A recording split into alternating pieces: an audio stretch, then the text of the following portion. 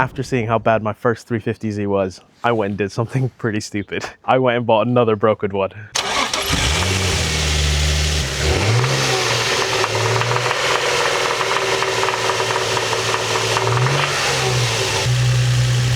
That's not so good.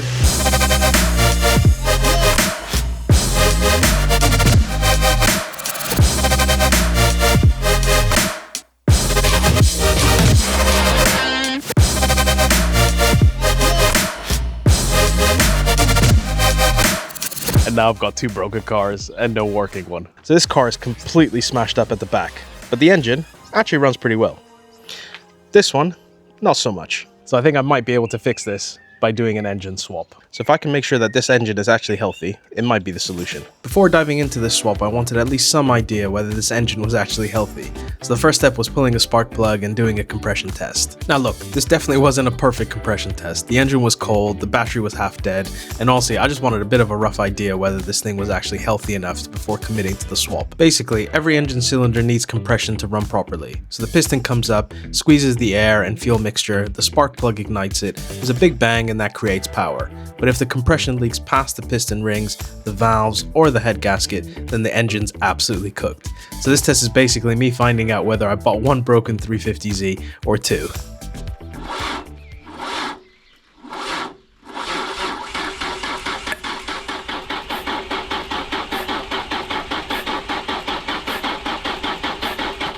The engine seems to be in good enough condition that it can withstand a transplant, so let's keep going. So at this point, I basically just started stripping everything off the front of the engine, just trying to create enough space to eventually pull it out. So I started with the battery and unplugged the wiring harness, which is connected into the footwell. So once it was unplugged, I pulled it out through the firewall. It's weird because growing up, the 350Z was one of my favorite dream cars. You know, Need for Speed, Fast and Furious, everyone knows these things.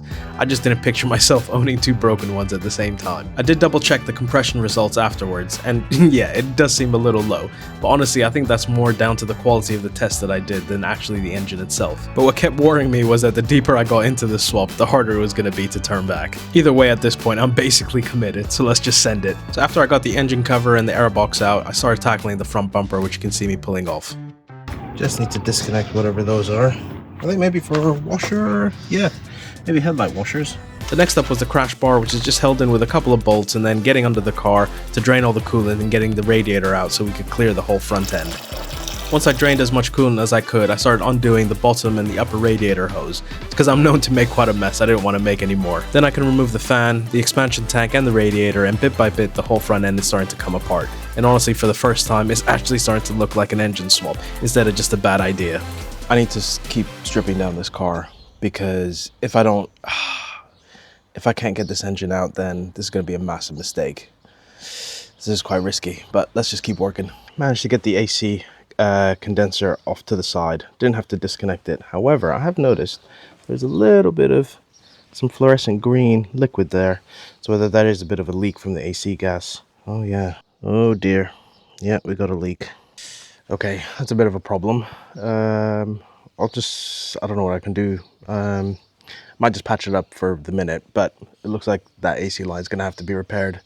So it might have been completely pointless trying to remove this engine without removing the AC line. But I think in the meantime, I'm going to try some kind of patch job just to repair it, just so it's not leaking everywhere, because I'm pretty sure that's pretty toxic. You know, to be fair, that might actually be a blessing in disguise, because I have put a little bit of a patch job for now. So just put a little bit of tape and a rag.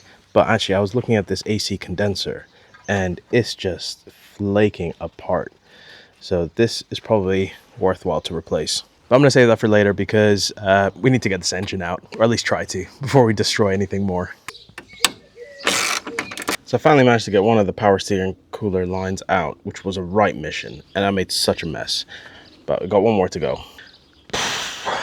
Let's do it. And with a little shake and dance, I managed to get the second line off with fluid everywhere. Then comes off the bonnet and the front rad pack, and finally at this point the whole front end was finally stripped down, and for the first time it was actually looked possible that this engine might come out. But unsurprisingly, it did reveal a lot of rust, which I need to tackle at some point. Okay, managed to take out the two heater hoses on either side. These were a right pig of a job. On this side, I actually removed the throttle body just to get some more access, just to remove that hose there. And that one is almost off. I think There we go. So I think that's most of the stuff we need to do on the top of the engine. So gonna get underneath now, drain the engine oil, and then start tackling the under part.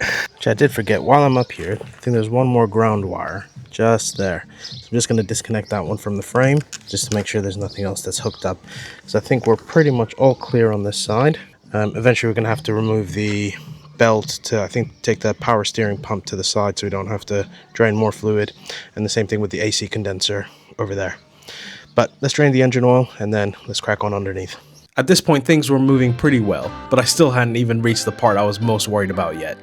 But first, let's get the power steering pump and the AC compressor off to the side.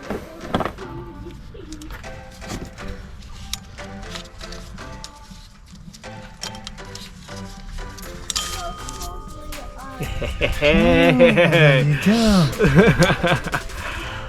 One belt off. Right, we've got the auxiliary belt off. Still have another one to remove the AC compressor. But now I think this is the power steering pump. So let's take that one off. I think there's just a couple of bolts holding this bracket in, and then we should be able to move that to the side.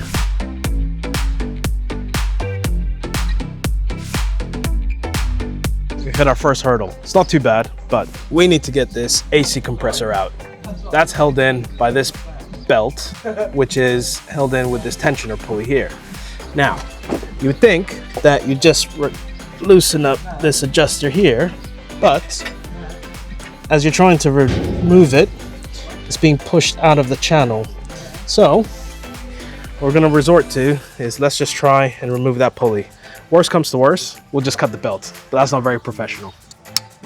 Oh, got some movement. Good. Oh, the pulley's actually coming down. So we might not need to cut the belt. Ah, look at that! Oh. What a result! Managed to get this tensioner out, and I think we found the issue. That little bracket there is not straight. So I think that's why I was just pushing, as you're tightening it, it was just pushing straight out of the channel. But I think that could be easily fixed. Just a little bit of brute force. Brilliant, we're making really good headway. So AC compressor's out to the side. So this provides a lot of clearance down here. That's our engine mounts. So those will need to be undone from underneath. I've still got the, I think, gearbox bell housing bolts. We've got our power steering pump to the side. I think all the electrical connectors are pretty much gone. So we're getting really close to getting this engine out. Let's go. Now I'm really not looking forward to this next job. I need to get those rusty exhaust bolts out. Those things are rusted like anything I've ever seen. And I'm really worried I'm gonna snap a bolt, because if I do, it's just gonna make this job 10 times harder than it already is. But it's gotta get done, so wish me luck. That's right then. Oh, yes. Good.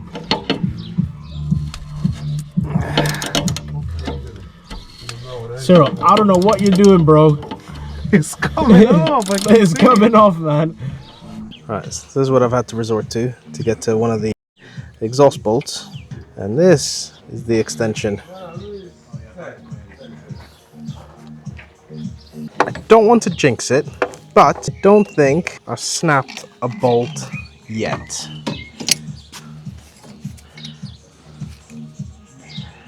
Look at that. This is going a lot better than I expected, actually, to be fair.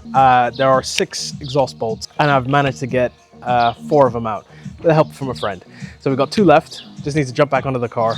So fingers crossed this continues to go smoothly. But now that I've said it, who knows? Something might happen. Right, so we're getting really close to getting this engine out of this car. There's really not much left to do. I think it's just the transmission bolts, which hold the bell housing onto the engine, and then the engine mounts as well. I think that's all that's left to disconnect. We've done all the lines, all the electrical connectors, double check everything. I've also bought an engine hoist and an engine stand as well. I've never used them before, so I do need to build them up. But fingers crossed it goes okay, because if I mess this up, then I'm going to be in even bigger trouble. I'm also hoping that with this aftermarket anti-roll bar, I'm hoping I don't have to remove it. It is a bit close to the oil sump pan, but I think as we lift the engine up, we should be able to clear it. Because if I can avoid it, I really don't want to. These brackets are so rusted that I'm hoping I don't have to remove those. Same thing on the other side as well. So I've honestly never used an engine hoist before, which probably isn't ideal when you're trying to pull a V6 on your driveway. And I genuinely didn't know if we'd even have enough clearance to get the engine out. So I haven't managed to film as much as I would like, mainly because access, as you can see, is very, very difficult. Let alone obviously getting my camera in certain places.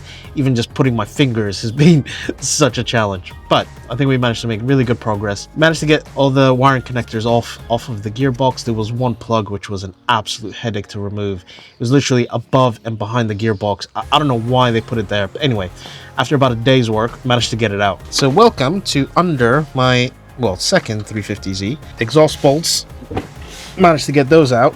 I was very surprised that they all came out, the nuts actually, with no snap bolts, which is great. This, I think, is part of the clutch. I'm not really sure what it's called. Throw out bearing, something, maybe? I don't know. I think it connects into here, again, whatever that is. But it does something with the gearbox, but that's fine. So that's been disconnected. So the next step is I need to get back to the top of the engine to undo those last 3 transmission bell housing bolts.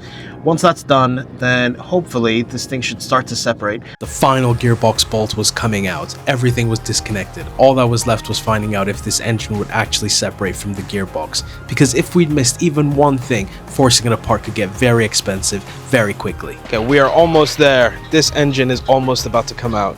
All we've got to do is just remove the engine mounts on both sides, and then we're going to hook up the engine hoist, and then this bad boy should be ready to come out. We're so close.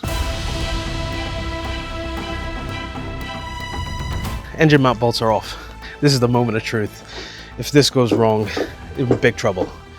But let's pull this engine. And somehow this engine actually started lifting. The mounts were free, everything looked disconnected, and for a second I genuinely thought we had done it. But no matter what we tried, this thing would just not separate from the gearbox. We tried lifting it, pulling it, levering it from every angle, and it still just refused to move. Honestly, at this point, we were just generally starting to wonder whether we'd missed a bolt somewhere, because this engine was hanging on the hoist, but just completely stuck to the car. And after a full day of fighting this thing, we were completely stumped.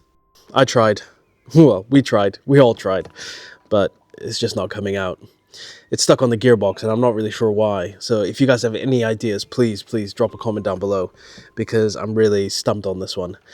Maybe we just have to take the gearbox out as well. I really didn't want to do it, but I'm not really seeing any other choice. But I'm going to have to leave it there. So thank you guys so much for watching. If you enjoyed the video, please give it a thumbs up. Make sure you subscribe, and I'll see you on the next one.